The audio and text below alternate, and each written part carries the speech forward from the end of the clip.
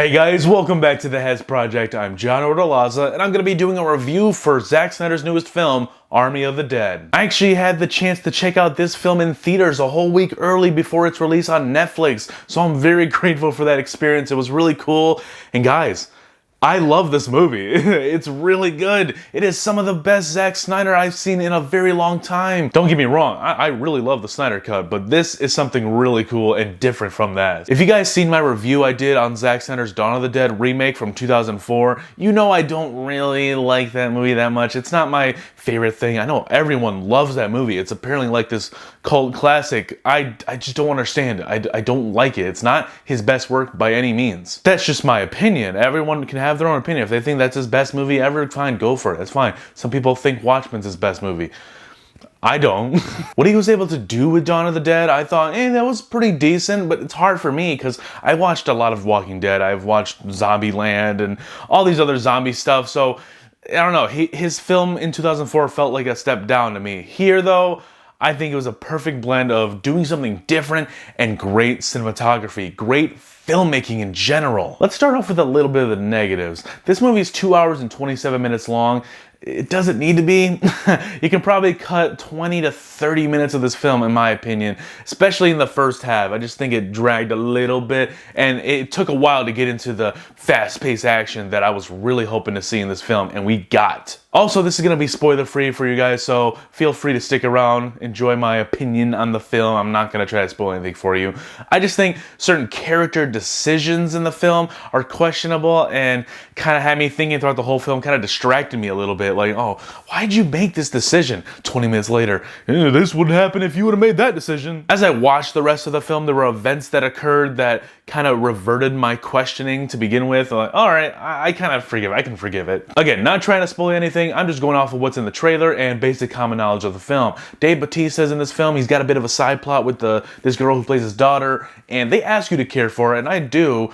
But it's a nice little tidbit as well on top of the main plot, which is a group of ragtag dudes trying to break into a zombie rundown Las Vegas so they could break into this vault and steal millions. I think it's like 250 mil. It's kind of a weird plot. Like, why would money even matter in a zombie apocalypse? But the movie justifies it enough, so I'm like, all right, that makes sense. There's about one or two characters in this film that give off comic relief, and I'll be honest, not a lot of the humor hits. It's very hit or miss, and I don't know who wrote this, but it's just, yeah, it doesn't always hit. It's kind of awkward sometimes. There were some chuckles that got at me, don't get me wrong, but yeah. What I really did like about the story of this film is the lore that they gave to the zombies, because you saw in one of the trailers, they told us this, that the zombies are smarter and faster, and then they cut to a shot of the zombie kind of dodging all the hits, like he was well advanced, he was not just bitten yesterday. But then the trailer and the film itself establishes this zombie queen, like this one zombie that has a crown, and she's like the leader of them, and it sets like a hierarchy for zombies, and I just never thought that deep into zombies before. I just thought, oh, everyone gets bitten, and then they become this. The only time I've ever seen zombies explored like this was The Last of Us, really. You get bit, turn into a runner, then you turn into a clicker, then a bloater, and then like the other one that's in the part 2. But I really did like it in this movie, and I'm excited to see where it goes because Zack Snyder does have more projects in this universe set to come on Netflix. Like, there's an animated show coming. I can't wait for that. That's gonna be cool. So let's jump right into it. Cinematography in here is beautiful. There's a really cool effect that they do. So when someone important like walks on screen, there's a depth of field. They walk into focus and the camera just shows them all sharp and crap and everything else is blurry, like the depth of field. I thought that was really cool. And then when they would step out of frame, they'd go back out of focus. I love that. I really love all the locations in this film. They're not just going from one side of the city to the other on the road. No, they're going through buildings.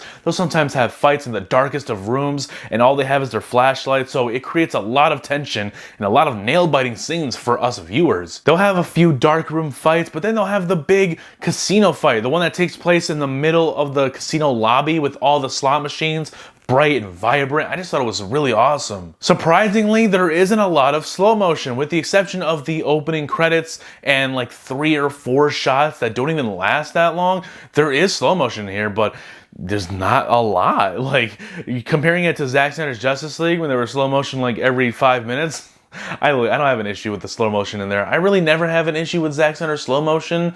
It's not as bad as anyone says it is. He may use it a little too often when he doesn't need to, but hey, I thought it was used effectively in here. There's a zombie that jumps over Dave Bautista and he shoots it in slow motion. I thought that shot looked incredible, dude. And if the action wasn't already awesome, the music, the score of this film just amplified it all. The score was by Tom Holkenborg, Junkie XL again. I love that pairing of Junkie XL and Zack Snyder. They make a really good pair because Zack Snyder's films have this look to them, and somehow, some way, Junkie XL knows how to translate the look of Zack Snyder's film into sound. It's weird to say that. I don't know how to explain it, but that's how I feel.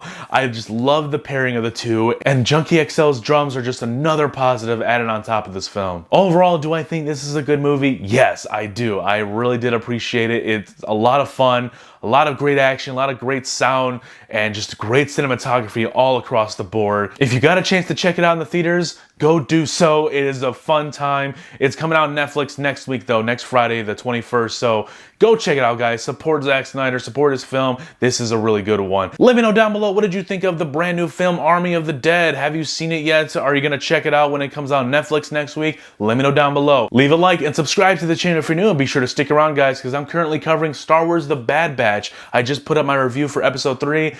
It's alright, it's not too shabby, but we're also going to be picking up Superman and Lois when it returns for episode 6 next week, so you might want to stick around, guys, because there's a lot of content coming to the channel, and there's always more to come.